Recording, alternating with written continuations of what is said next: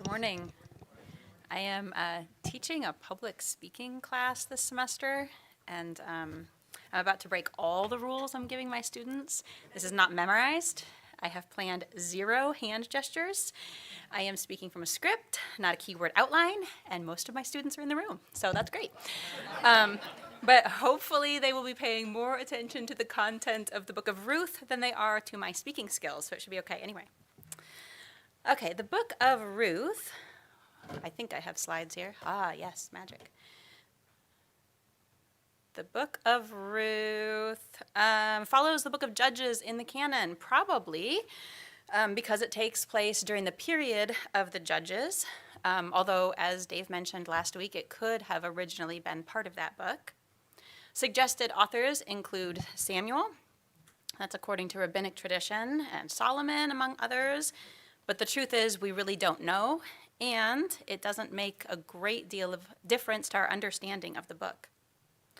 Ruth does serve as a valuable bridge from the time of the judges to the monarchy, and it's possible that one of the original purposes of the book was to justify the kingship of David, whose Moabite ancestry could have been seen as problematic. And if you remember, there wasn't exactly a smooth transition from the kingship of Saul to the kingship of David. So that's one possibility. But the themes in the book include covenant loyalty or steadfast kindness, divine providence, and the inclusion of the Gentiles in the people of God. Ruth is one of 4 women included in Matthew's genealogy of Jesus, 3 of whom, including Ruth, were Gentiles. While most of the historical books that we're covering actually cover long periods of history and they string together dozens of historical events, the Book of Ruth is a little different. It's just one relatively brief episode from the period of the Judges. Literarily, we would consider it a short story, since one of the principles of hermeneutics is that we read the Bible just like we would read any other book, even while recognizing that it is the divinely inspired Word of God. I thought I would approach Ruth the same way I would approach teaching any other short story. It might be good to follow along in a Bible if you have one this morning. You might find that helpful. A defining characteristic of any great story is that any great short story is that the author has packed a whole lot into a really short space.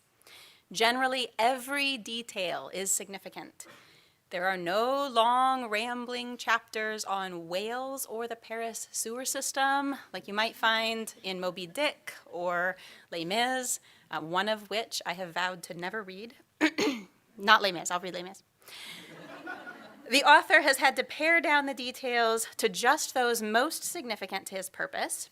The structure of the story is carefully crafted, designed to highlight the author's intended purpose and themes, and Ruth is no exception.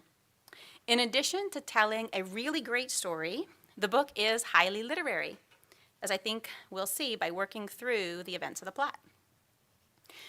The author begins by giving us the setting. In the days when the judges ruled during a famine in the land. After 400 years in Egypt and 40 years in the wilderness, God's people had entered the promised land, but it is not flowing with milk and honey this year. Why? Well, before they entered the land, God had given them explicit instructions. If the people were obedient, God promised to bless them. Among other blessings, they would enjoy protection from their enemies and abundant rain to produce plentiful crops.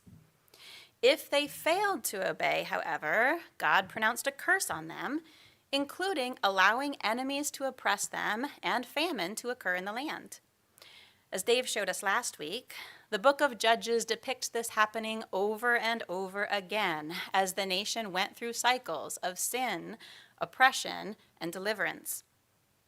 Here in Ruth, we get an up-close and personal look at one family who lived through what was likely a famine resulting from disobedience. Maybe God didn't provide rain and the crops failed. Since there was apparently food, though, in the nearby land of Moab, perhaps it's more likely that he allowed the Midianite raiders, who were common during this period, remember Gideon threshing in a wine press to hide what he was doing from the Midianite raiders? Perhaps God allowed those Midianite raiders to steal or destroy the crops. Either way, in the town of Bethlehem, which ironically means house of bread, a man named Elimelech and his family lacked enough bread or anything else to eat. Now, the proper response to coming under a covenantal curse is, of course, repentance. We wouldn't want to engage in too much speculation, but it's interesting that repentance is not what we see here. Instead, we see Elimelech abandon his inheritance in the promised land for the land of Moab, the land of Israel's enemies, taking his wife Naomi and their 2 sons with him. We know that at this time Israel had no king. Elimelech, whose name means God is king, abandons the land with no king except God, the land granted to his people by God himself, and seeks refuge in enemy territory. I would hate to move away from my home and family. Eric knows that if he decides to move across the country, it would be really tempting for me to say, I'll really miss you. But I wouldn't really do that, but it would be tempting. Elimelech's desertion of the land, though, is not the same thing. It's far more drastic than a modern American family relocating. Their land was the land of promise, their inheritance from God himself. As Steve pointed out, it was the place where they were to be God's people, living in God's promised place, under God's rule and blessing. To leave that land was truly a desperate move, perhaps even a faithless one. To move to the land of the Moabites was especially ironic.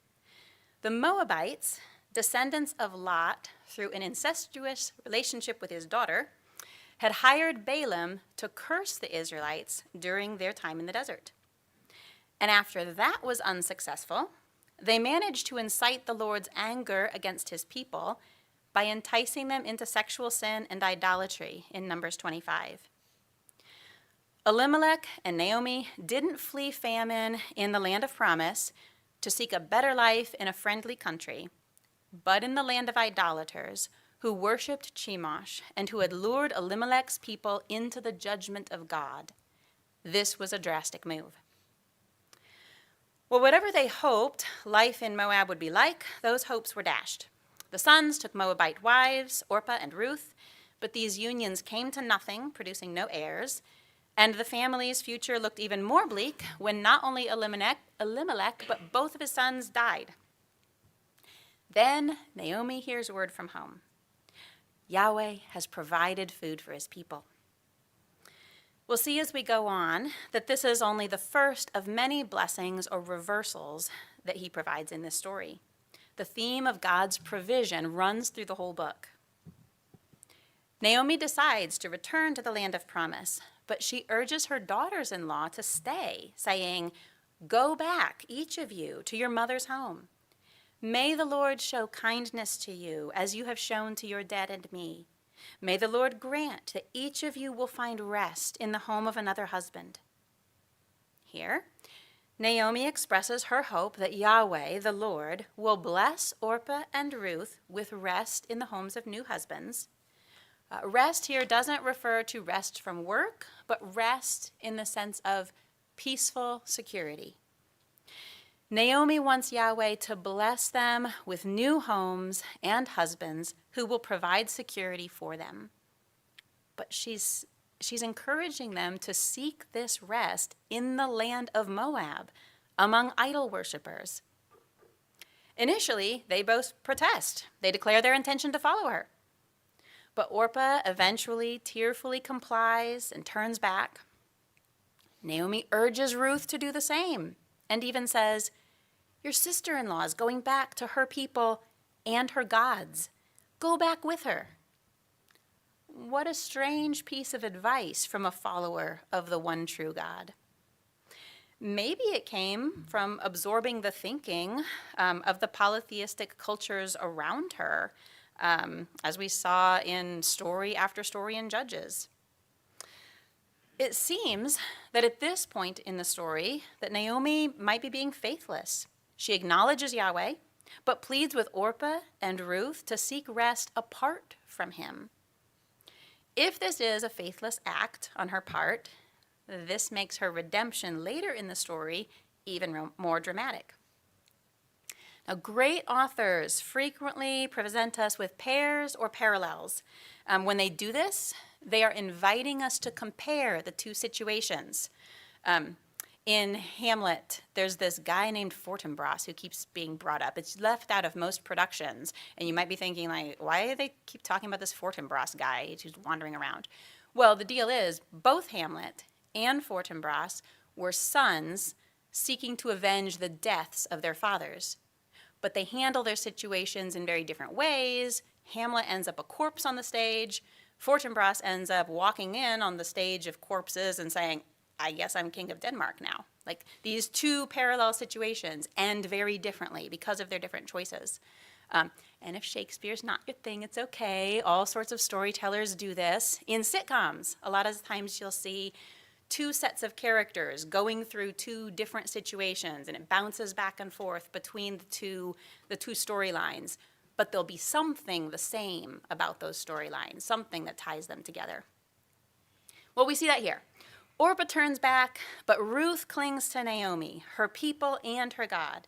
She says, don't urge me to leave you or turn back from you. Where you go, I will go, and where you stay, I will stay. Your people will be my people, and your God my God.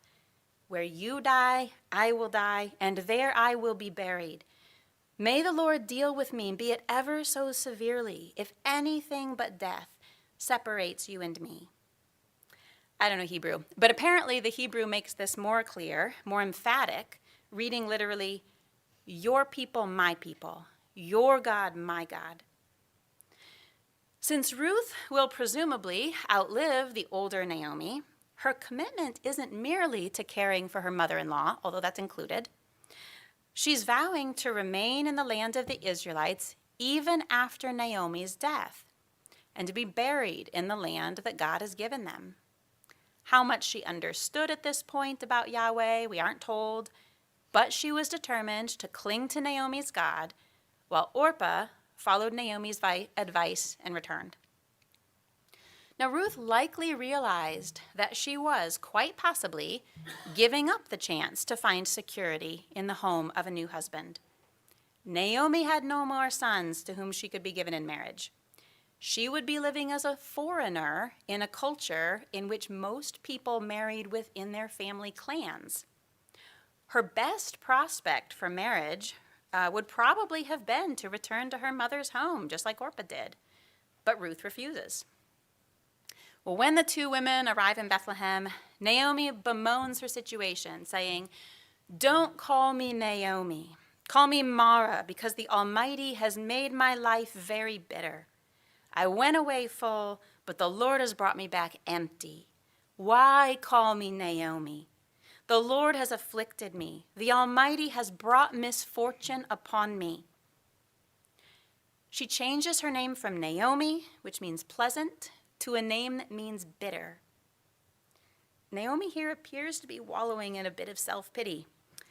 Her focus seems to be on her own circumstances rather than on the character of God, his provision of food for his people in the land, or his gift of Ruth to her. Nevertheless, we wouldn't want to be too harsh on her. Her situation actually is dire. She has been left with no certain way to provide for herself, no prospect of children to provide her security or to carry on the family line. Ruth, though, is truly a blessing to Naomi. Ruth asks to go out in the fields and pick up leftover grain. Now, God had actually instructed the Israelites to leave grain in the corners of the field and not to be too thorough in gathering all the grain in a field in order to provide the poor food that the poor could go out and glean. Ruth just happens to end up gleaning in the field of Boaz, who meets her there after hearing a good report about her. He encourages her to continue gleaning in his fields where she'll be safe and to drink his harvester's water when she's thirsty. He tells her he's heard all about her kindness to Naomi since her husband's death and says, may you be richly rewarded by the Lord, the God of Israel, under whose wings you have come to take refuge. This metaphor of seeking refuge under God's wings probably doesn't have the intended impact for most of us in modern America. We don't tend to spend too much time in nature observing birds. That's probably a detriment. But this is an image used of God multiple times in Scripture, especially in the Psalms.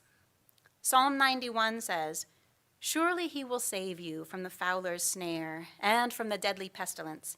He will cover you with his feathers, and under his wings you will seek refuge." The picture is of a protective mother bird providing safety and refuge from danger under her wings.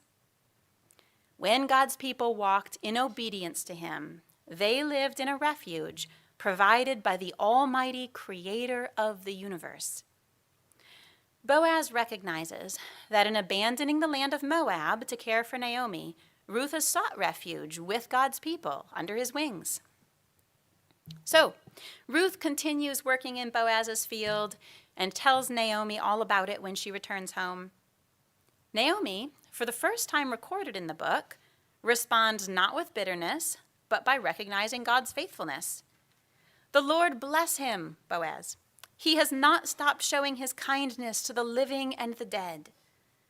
That man is our close relative. He is one of our kinsman redeemers." Whose kindness Naomi has in mind isn't exactly clear, Boaz's or God's, or perhaps God's kindness shown to them through Boaz. The word for kindness, hesed, speaks of steadfast covenant faithfulness, even when the recipient is undeserving.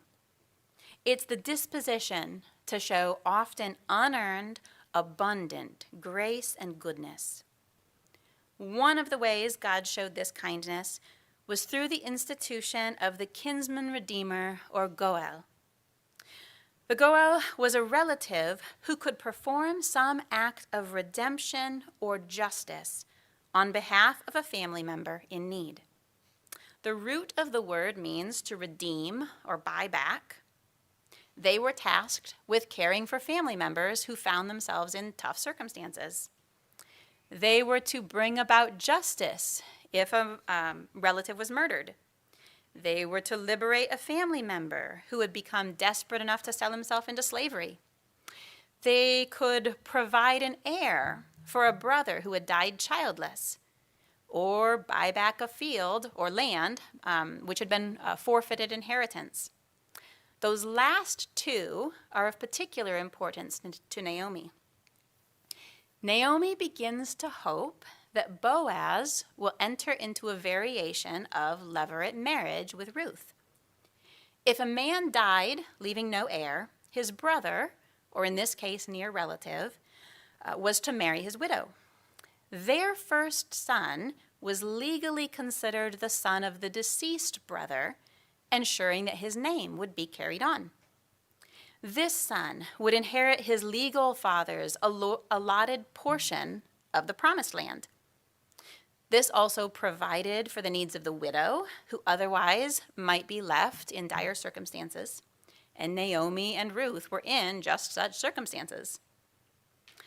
Though she doesn't say so in her instructions to Ruth, we'll see later in the story that the other function of the kinsman redeemer Naomi hopes that Boaz will fulfill relates to the family land.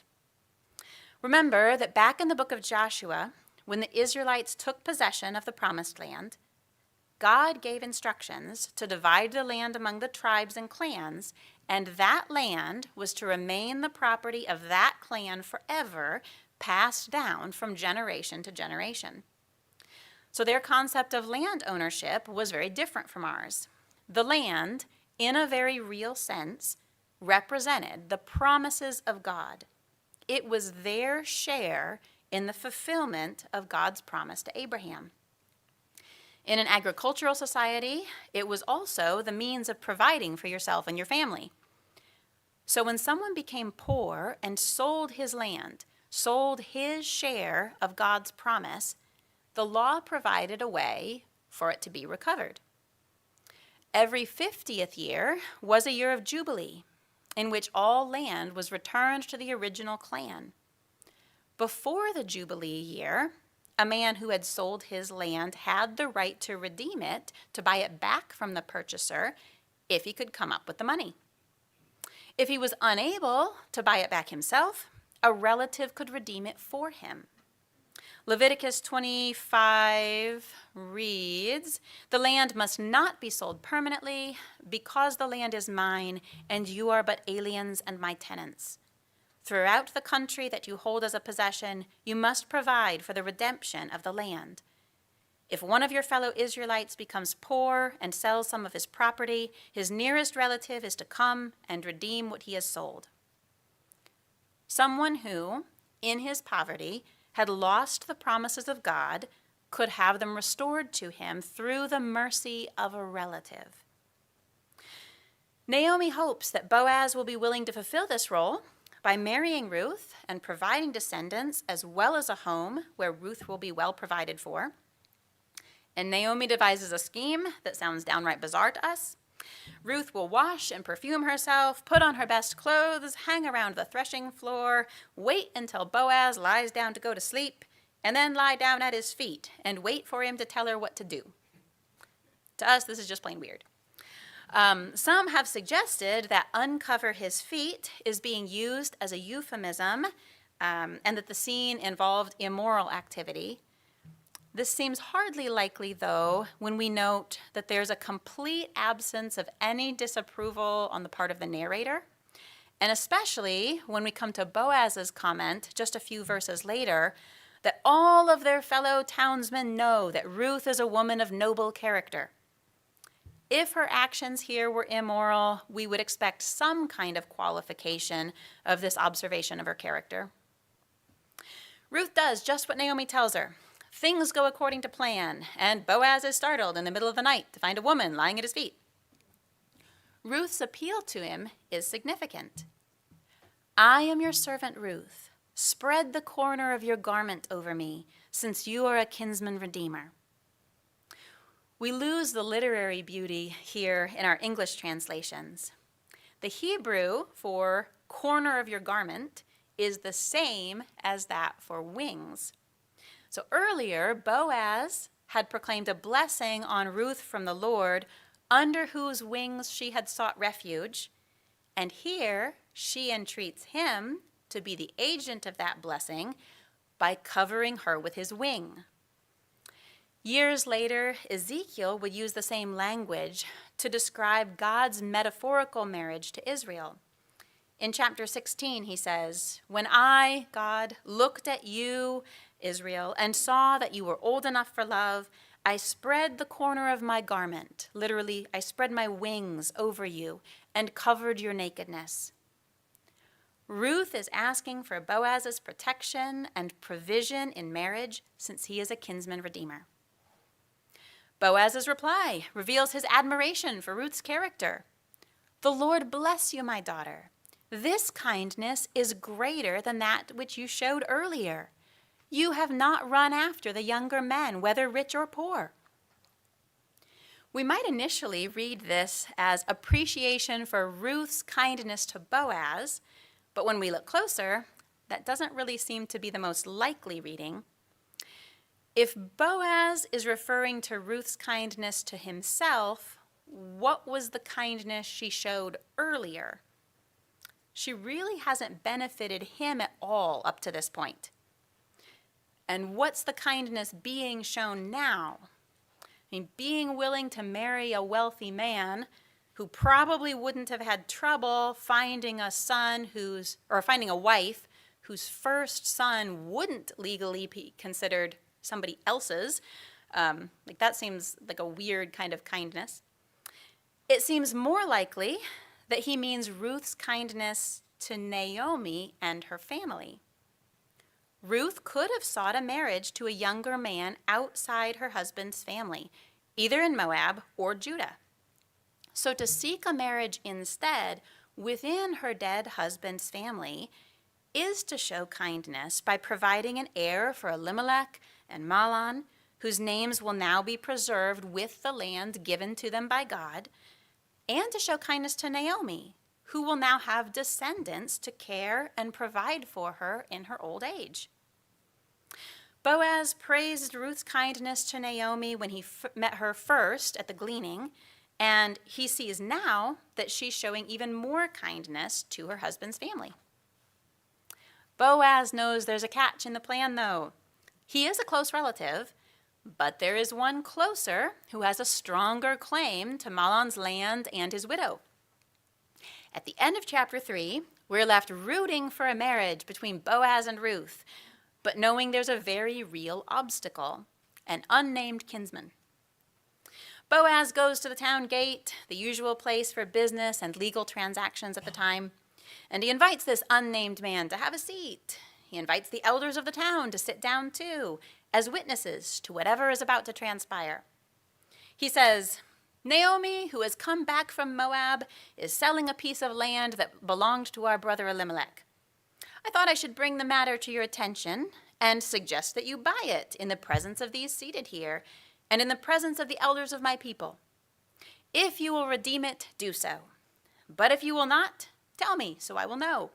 For no one has the right to do it except you, and I am next in line.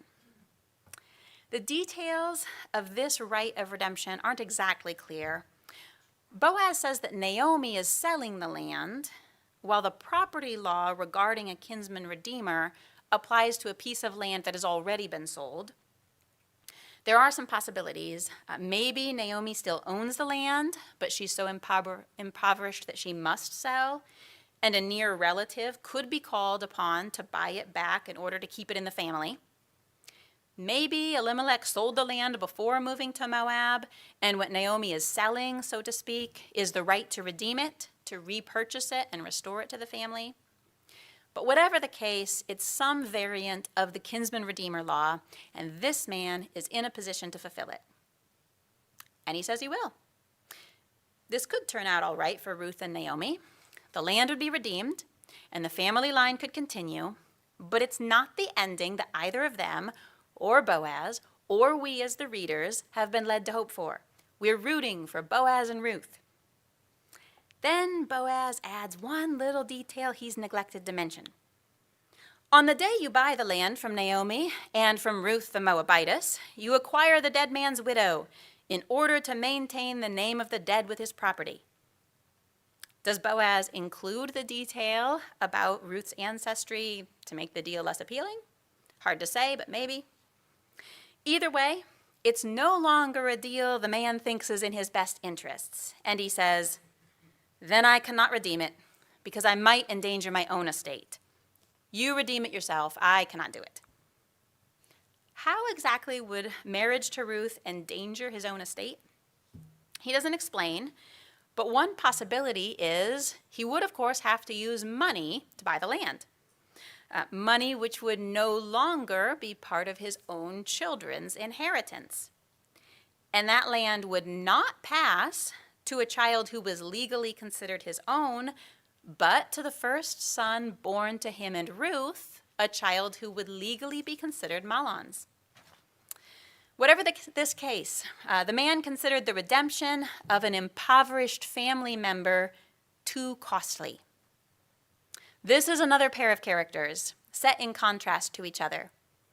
Earlier, we saw Orpah's return to Moab bring Ruth's faithful kindness into sharper focus. Here, the unwillingness of the unnamed kinsman to risk his own property on behalf of another highlights Boaz's kindness to Ruth and Naomi. There was shame in an unwillingness to fulfill the redemptive role of kinsman redeemer. Remember Onan, the son of Judah, who was put to death for failing to perform his levirate duty and provide a son for his dead brother? Since this near relative in Ruth wasn't an actual sibling of Mahlon, he wasn't legally or morally required to do so, but it still probably wouldn't have been highly regarded to refuse to help needy family members this way. Ironically, though, the man's very motive seems to have been to ensure a name for himself, but he's the character left unnamed in the biblical story we are still reading thousands of years later.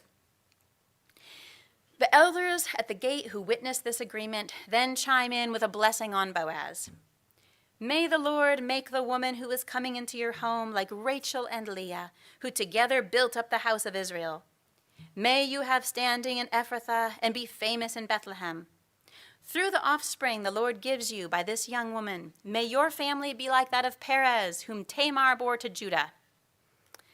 If you remember the story of Judah and Tamar, it might at first seem a weird one to allude to in a marriage blessing.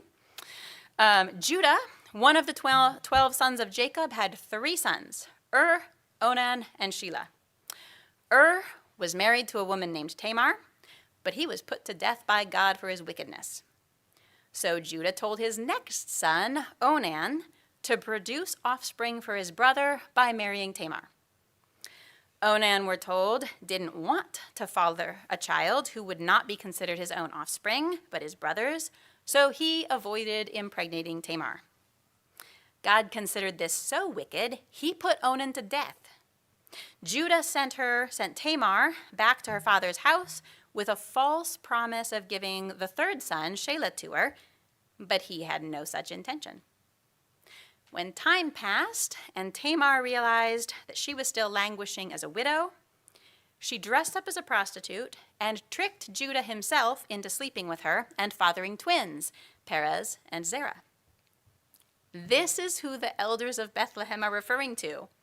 Through the offspring the Lord gives you by this young woman, may your family be like that of Perez, whom Tamar bore to Judah.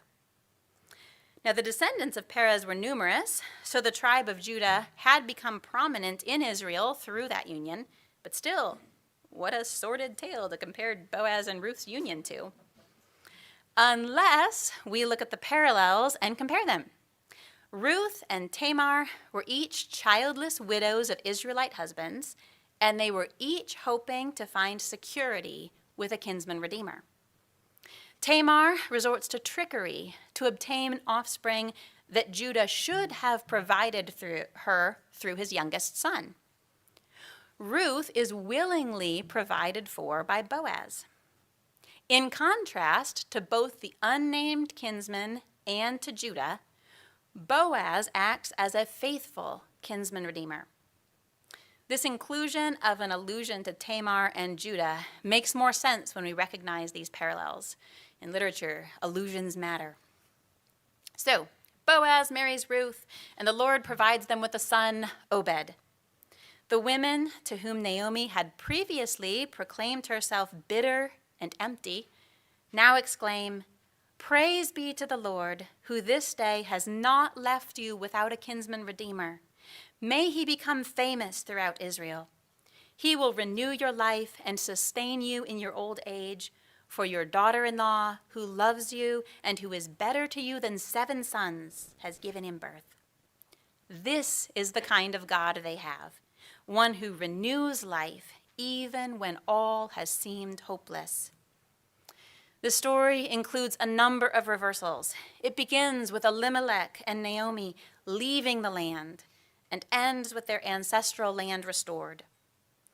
If we remember what Steve told us a couple weeks ago about the importance of God's people inhabiting God's place for them under God's rule, we see the significance of this restoration. The story begins with famine and hunger, which turn to images of harvesting, gleaning, and measures of barley filling a shawl.